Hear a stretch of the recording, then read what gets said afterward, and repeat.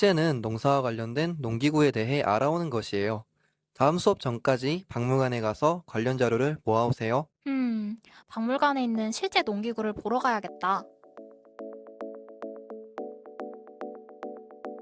안녕하세요. 여기가 우리나라 최초의 농경미소 전시실이 있는 곳 맞나요? 맞아. 잘 찾아왔네요. 저는 학교에서 농사와 관련된 농기구에 대해서 알아오라는 숙제가 있어서 왔어요. 농기구에 대해서 자세히 알려주실 수 있나요? 물론이지. 경기대학교 소성박물관에 온 걸 환영해. 우리 박물관은 1984년도에 개관한 우리나라 최초의 농경민속 전시실이 있는 박물관이야. 농기구에 대해서 자세히 알려줄게. 자, 나를 따라오렴. 자, 이곳이 바로 농경민속 전시실이야. 와, 얘 농기구들이 무척 다양하게 있네요. 그래, 맞아. 먼저 농사가 어떻게 진행되는지 알고 있니? 농사 과정은 땅을 뒤집고 엎어 고르는 일구기, 거름을 주는 심기, 농작물에 물을 주고 김을 매는 기르기, 농작물을 수확하는 들이기, 수확한 농작물을 저장하는 갈무리로 5단계로 이루어져 있어. 우리는 이 단계에서 쓰이는 농기구 중에서도 땅을 고르는 쟁기, 잡초를 제거하는 호미, 수확한 농작물을 옮기는 지게, 이 3가지 농기구를 자세히 알아보도록 하자.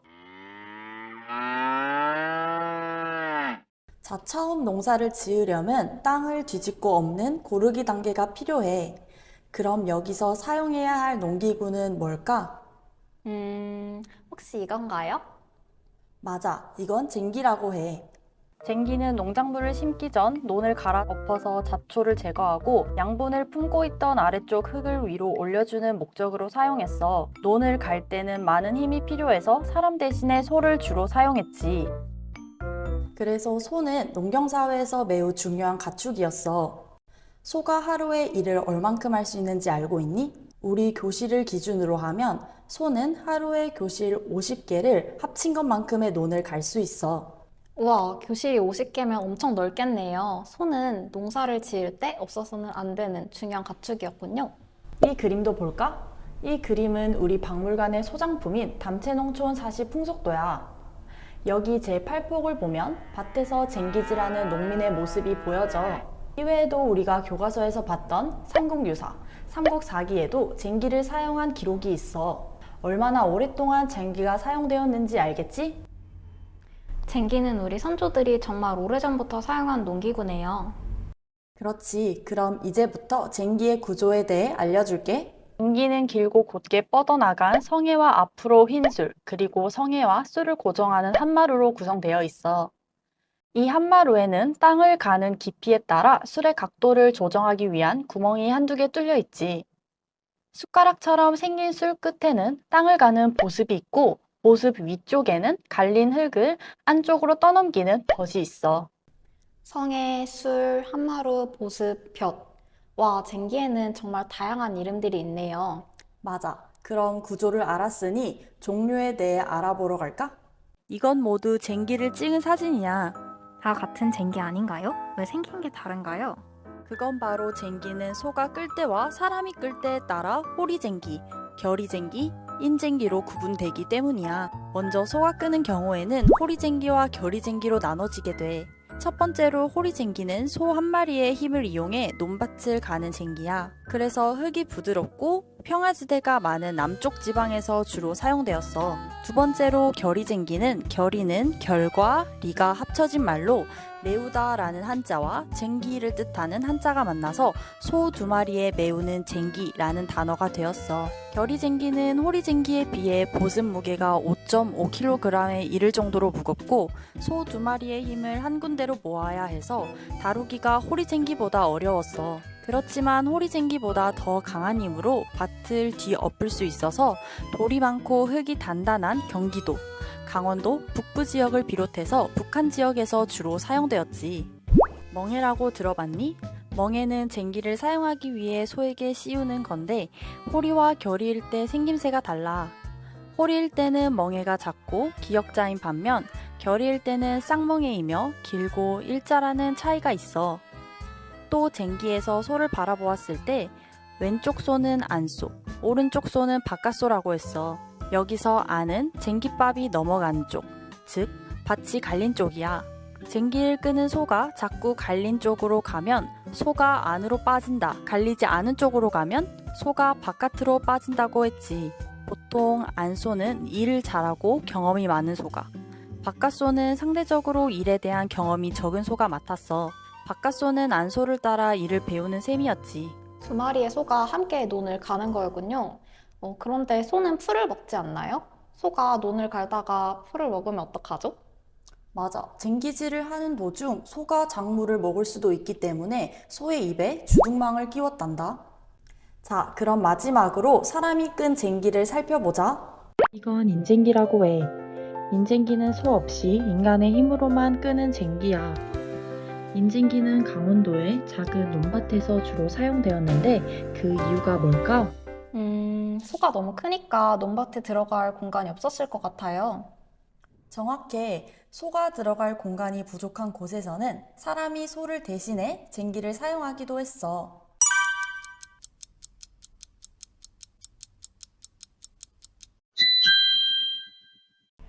이제 쟁기에 대해 잘 알겠니? 쟁기는 소와 사람의 소통이 중요한 농기구였던 것 같아요. 또 안소와 바깥소의 역할이 나누어진다는 점이 재밌었어요. 그래, 그럼 다음 단계에서는 어떤 농기구가 쓰였을까? 쟁기로 밭을 갈고 작물이 자라면 김매기를 하게 돼. 이때는 어떤 농기구가 쓰일까? 김매기가 뭔진 몰라도 제 생각엔 아마 이렇게 작은 농기구를 사용했을 것 같아요. 맞아. 이 농기구를 홈이라고 해. 호미는 흙을 살짝 파서 씨앗을 심거나 감자나 고구마 따위를 캘 때 쓰는 쇠로 만든 농기구야. 그 중에서 가장 중요한 것은 김을 매는 건데 여기서 말하는 김은 우리가 먹는 김이 아니라 잡초를 제거하는 활동을 의미해. 아, 그 김이 잡초를 의미하는 거였구나. 자, 다시 담채농촌 사시 풍속도 제목을 보면 여기서도 농부들이 김을 메고 있는 모습을 볼 수 있어. 그러네요. 김 매는 장면에 대한 그림도 있다니 흥미로워요. 그렇지. 그럼 이제 호미의 구조에 대해 자세히 알아보자. 호미는 날, 쓴배, 자루로 구성되어 있어. 날의 끝은 뾰족하고 위는 대부분 넓적한 역삼각형으로 되어 있고 쓴배의 목을 가늘게 휘어서 구부린 뒤 둥근 나무 자루에 박힌 모습을 하고 있어. 날, 순배, 자루. 호미는 쟁기처럼 복잡한 구조는 아니네요. 맞아. 그럼 이제 호미의 종류도 볼까? 호미의 종류는 크게 두 가지가 있는데 쟁기의 보습처럼 날 끝이 뾰족하고 위가 넓적한 보습 모양 호미가 있고 날이 낫처럼 길쭉하고 날카로운 낫 모양 호미가 있어. 그리고 지역에 따라서 호미의 손잡이 길이가 달라지는데 북쪽으로 갈수록 호미의 길이가 길어지고 남쪽은 짧아져. 그러면 길이가 긴 호미는 서서 사용하고 짧으면 앉아서 사용하게 되는 거겠네요. 왜 이렇게 길이가 다른 건가요? 앞서 말했듯이 북부 지역은 자갈이 많고 흙이 단단해서 넓은 날을 사용해야 빠르게 작업할 수 있었고 남부 지역은 흙이 부드러워서 손잡이가 짧은 대신 날은 날카로워지게 됐어. 또 농사를 짓는 곳이 밭이냐 논이냐에 따라 호미의 쓰임과 형태가 살짝 다른데 밭호미는 1년 내내 밭을 멜 때 써서 다양한 형태를 하고 있어. 반면에 논호미는 논매기가 끝난 여름 무렵까지만 사용했고 날 끝이 뾰족하고 크고 넓적한 모양을 하고 있어. 논호미는 물에 젖은 손이 미끄러지지 말라고, 밭호미는 손이 아프지 말라고 지프로 손잡이 부분을 엮기도 했다고 해. 지프로 손잡이를 엮을 정도로 많은 일을 해야 했나요? 앞서 호미는 김매기를 하기 위해서도 사용했다고 했지. 농사 과정에서 잡초 제거만 잘해도 농사의 80%는 다 했다는 말이 있을 정도로 농사에서 호미는 매우 중요한 역할을 맡고 있어.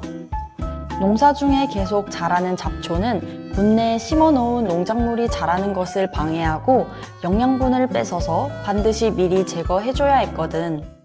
김매기는 가장 무더운 7월에 진행되었어.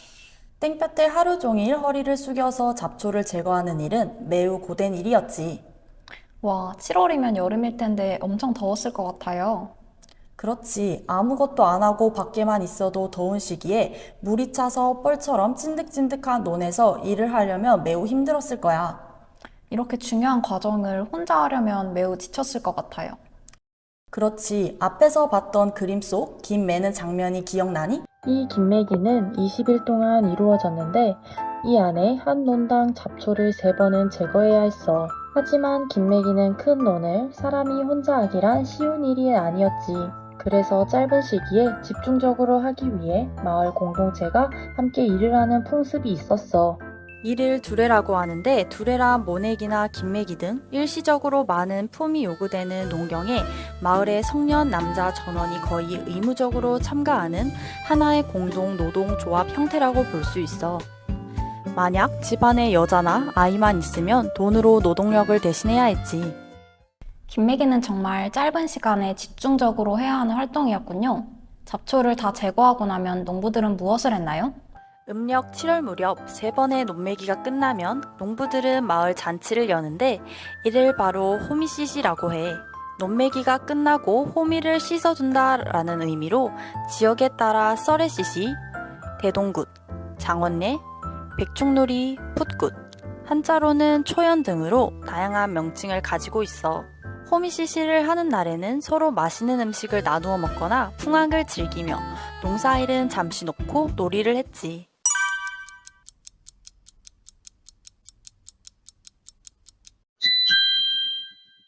자, 이제 두 번째로 호미에 대해 알아보았어. 호미는 작지만 매우 많은 데서 활약하는 것을 알 수 있었지. 맞아요.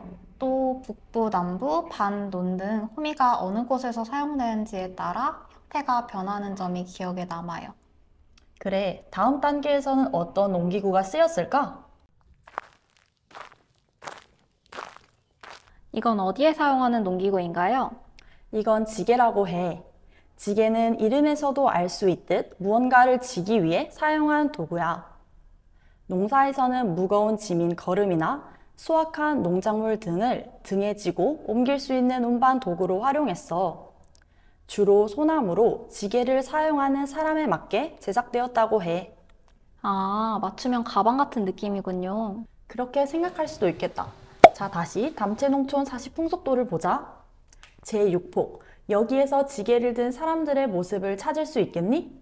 여기 아래쪽에 지게에 뭔가를 잔뜩 올려서 이동하는 사람이 보여요. 잘 찾았어. 그럼 어떻게 지게에 많은 짐을 옮길 수 있었는지 실제 지게를 보며 지게의 구조에 대해서 설명해 줄게. 먼저 지프로 엮은 이 부분은 어깨에 매는 띠야. 이 부분을 밀비라고 불러. 그리고 지게를 질 때 등에 닿는 부분을 등태라고 하는데 밀비와 등태에 눌리는 살이 아프지 않도록 짚을 많이 넣어 푹신하게 했다고 해. 호미도 그렇고 선조들은 아픈 것을 미리 방지하기 위해 짚을 많이 사용했군요. 오, 맞아. 잘 기억하고 있네. 그리고 지게가 몸에서 빠지지 말라고 탕개줄을 감아놓고 지게가 비틀어지지 않게 나무를 질러 놓은 것을 탕개목이라고 해. 또 지게는 양쪽으로 중심을 잡아주는 2개의 기둥이 있고 이 기둥에는 짐을 받쳐주는 부분인 가지가 있어. 양 기둥 사이에는 3-4개의 세장으로 지게의 2짝이 서로 연결되도록 나무를 박아놓은 형태를 하고 있어. 지게를 사용한 뒤에는 지게 작대기를 3장에 걸쳐 놓았지. 지금처럼 말이야. 지게를 도형으로 말한다면 어느 모양이라고 생각하니? 삼각형이요. 맞아. 지게의 삼각형 구조는 안정적이고 지게를 맬 때 사람의 다리에 들어가는 힘을 줄여줘. 이처럼 지게를 사용해 많은 짐을 나를 수 있는 것은 바로 지렛대의 원리를 사용했기 때문이야. 지렛대의 원리를 이용하면 적은 힘을 통해 큰 짐을 들어 올릴 수 있어. 지게에 실린 짐이 힘점, 어깨와 등받이가 작용점으로 작동해 크고 무거운 짐을 나를 수 있었지. 지게를 이용해서 정말 많은 걸 옮길 수 있었군요. 맞아. 이 외에도 지게의 종류는 매우 다양한데 지게로 물을 옮기면 물지게, 바소고리를 걸어 걸음을 치우면 걸음지게, 떡을 달면 떡지게, 조개와 바지락을 옮기는 부게 등 지게는 농사에서뿐만 아니라 달동네, 보부상 등 무거운 짐을 옮기는 여러 곳에서 다양하게 사용되었어. 이 사진을 볼까? 이건 뭘 옮기는 것 같니? 설마 돼지인가요? 맞아. 돼지도 지게로 옮길 수 있었지. 지게로 돼지도 옮길 수 있다니 신기해요.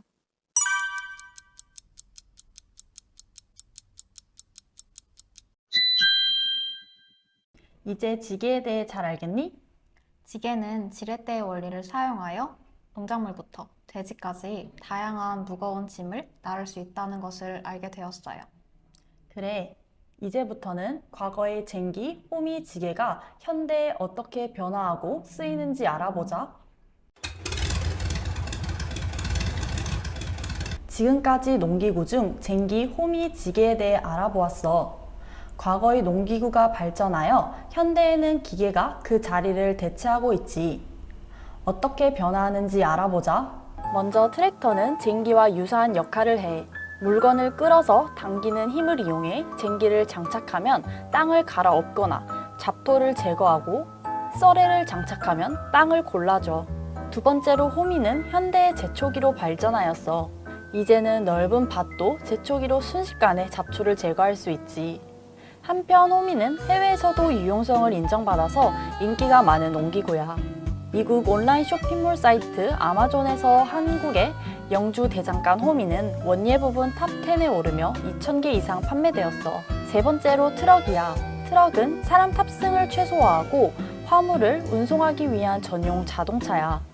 이외에도 스마트팜처럼 인터넷과 연결된 컴퓨터나 스마트폰으로 시간과 장소의 제약 없이 언제 어디서나 농사 환경을 관리할 수 있어.